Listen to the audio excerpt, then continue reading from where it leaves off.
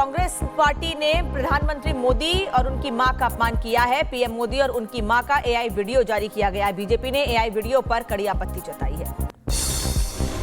BJP ने AI video पर जताई आपत्ति, कहा वीडियो में महिलाओं और गरीबों का अपमान, राहुल गांधी पर साधा निशाना, कहा कांग्रेस बना रही फर्जी और अपमानजनक कंटेंट।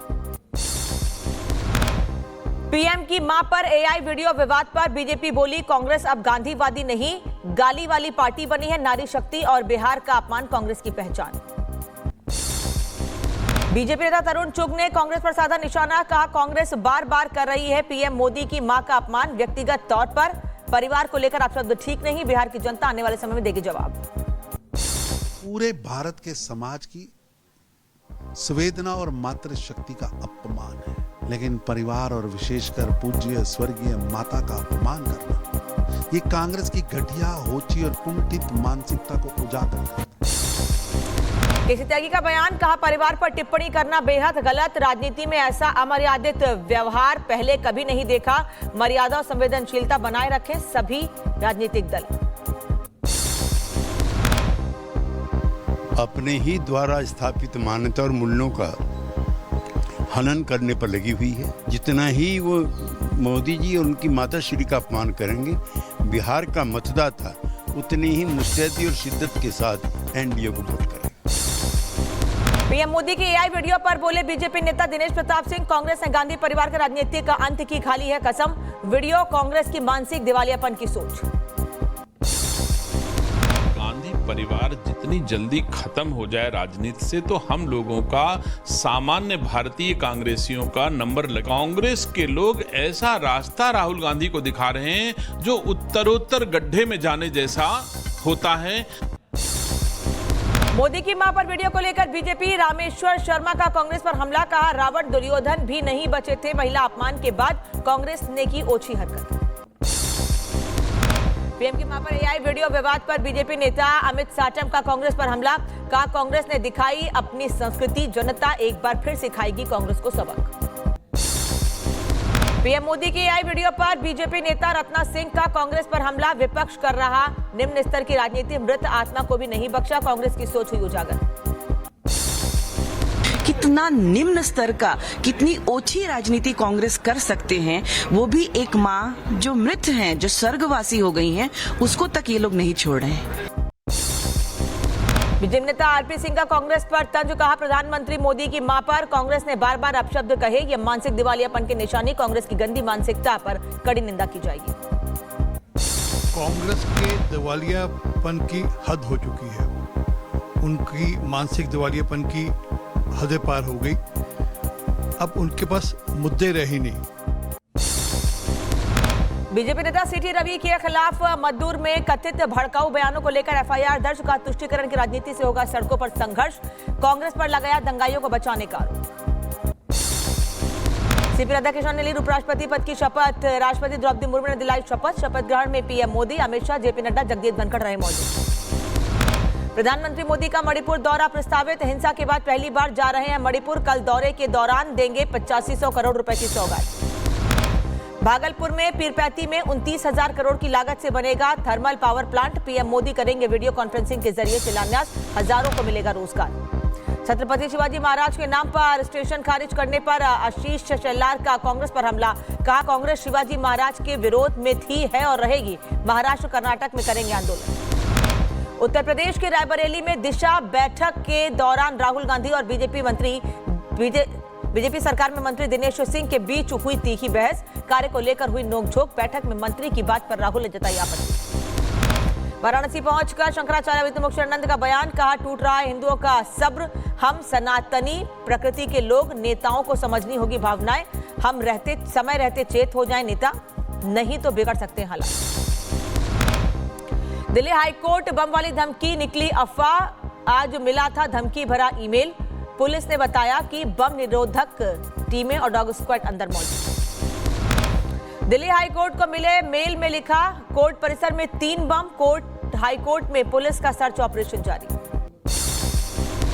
धमकी भरे मेल में पाकिस्तान, तमिलनाडु का जिक्र होने का दावा, पुलिस ने हाईकोर्ट परिसर को कराया खाली, धमकी भरा मेल की जांच जारी। दिल्ली के बाद बॉम्बे हाईकोर्ट में बम की धमकी। बॉम्बे हाईकोर्ट को भी कराया गया खाली। सभी जज, वकील और स्टाफ को निकाला गया बाहर। पूरे कैंपस में सर्च ऑपरेशन चला रहे सुरक्षा टीम। बिहार में पाक हैंडलर ने दी बम ब्लास्ट की धमकी। सभी जिलों में पुलिस को किया गया alert. Railway station, bus stand पर बढ़ाई गई सुरक्षा। आईएसआईएस टेरर मॉड्यूल पर दिल्ली स्पेशल सेल का खुलासा। आतंकी दानिश था मॉड्यूल का सरगना। ग्रुप में एक्टिव थे 50 मेंबर। 50 से सिर्फ 5 को प्लानिंग की पूरी जानकारी थी। आतंकी दानिश और उसके साथी बातचीत के लिए सिग्नल ऐप का इस्तेमाल करते थे। रॉ मटेरियल जुटाने के दौरान ही पुलिस ने सभी को दबोचा। आतंकी दानिश पर स्पेशल सेल का खुलासा। आईडी बनाने के दौरान घायल हुआ था दानिश। एक आंख में लगी थी चोट।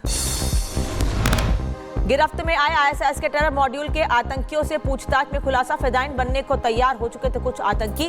अटैक के लिए सुसाइड जैकेट लेकर तैयारी कर रहे थे। 5 आतंकियों के चैट से एजेंसी को मिली जानकारी। टारगेट किलिंग की वारदात को अंजाम देने वाले थे आतंकी। निशाने पर थे कुछ right wing leader. Terror module में शामिल कुछ और लोगों की तलाश जारी। नेपाल में राजनीतिक संकट के बीच संसद के दोनों सदनों के अध्यक्ष का संयुक्त बयान। युवाओं और पुलिस की मौत पर शोक, आगजनी और तोड़फोड़ कर जताई चिंता। संवैधानिक रास्ते में समाधान की अपील, कानून व्यवस्था बनाए रखने की मांग। नेपाल में सरकार गठन पर गतिरोध जारी। जनता समाजवादी पार्टी के सुदन गुरुंग राष्ट्रपति भवन में वार्ता को पहुंचे। संसद भंग पर सहमति नहीं, अंतरिम सरकार गठन में हो रही देरी। नेपाल हिंसा में मृतकों की संख्या 51 पहुंची। नेपाल पुलिस के डीआईजी ने दी जानकारी। मृतकों में 3 पुलिस अधिकारी भी शामिल। 400 से ज्यादा घायल। नेपाल में फिर बढ़ाया गया कर्फ्यू। दुकानें फिर से कराई गई बंद। 5 से ज्यादा लोगों के एक साथ खड़े होने पर मनाही। नेपाल के काठमांडू में कर्फ्यू के बाद भी पटरी पर लौट रही जिंदगी। चप्पे चप्पे पर नजर आई सेना। अलीगढ़ में दर्जा प्राप्त मंत्री रघुराज सिंह का नेपाल पर हमला। बोले नहीं टिकती हिंदू विरोधी सरकारें। भारत में भी अब जाग चुकी है जनता। भ्रष्ट नेताओं को उखाड़ फेंके। अमेरिका में भारतीय मूल के शख्स की बेरहमी से हत्या, खिलाड़ी से काटी गर्दन। पत्नी बेटे के सामने हुई निर्मम हत्या। आरोपी गिरफ्तार। पुलिस ने गैर बॉन्ड ऑर्डर और इमिग्रेशन डिटेनर लगाया। जलास से भारतीय नागरिक की हत्या पर भारतीय वाणिज्य दूतावास ने जताया शोक। कहा परिवार से संपर्क में है, हर संभव मदद दे रहे हैं। हिरासत में आरोपी, पुलिस कर रही मामले की जांच। अमेरिकी राजदूत पद के दावेदार सर्जियो गोर का बयान। कहा भारत को चीन से दूर लाना शीर्ष प्राथमिकता। रूसी तेल खरीद बंद करने की बात कही। भारत को बताया ब्रिक्स में अहम सहयोगी। नागपुर में ब्रह्म कुमारी विश्व शांति सरोवर कार्यक्रम में शामिल हुए मोहन भागवत। कहा जब तक अपने वास्तविक स्वरूप को नहीं समझेंगे तब तक समस्याओं का करना पड़ेगा सामना। को भी कराया गया खाली। सभी जज, वकील और स्टाफ को निकाला गया बाहर। पूरे कैंपस में सर्च ऑपरेशन चला रहे सुरक्षा टीम। बिहार में पाक हैंडलर ने दी बम ब्लास्ट की धमकी। सभी जिलों में पुलिस को किया गया alert. Railway station, bus stand पर बढ़ाई गई सुरक्षा। आईएसआईएस टेरर मॉड्यूल पर दिल्ली स्पेशल सेल का खुलासा। आतंकी दानिश था मॉड्यूल का सरगना। ग्रुप में एक्टिव थे 50 मेंबर। 50 से सिर्फ 5 को प्लानिंग की पूरी जानकारी थी। आतंकी दानिश और उसके साथी बातचीत के लिए सिग्नल ऐप का इस्तेमाल करते थे।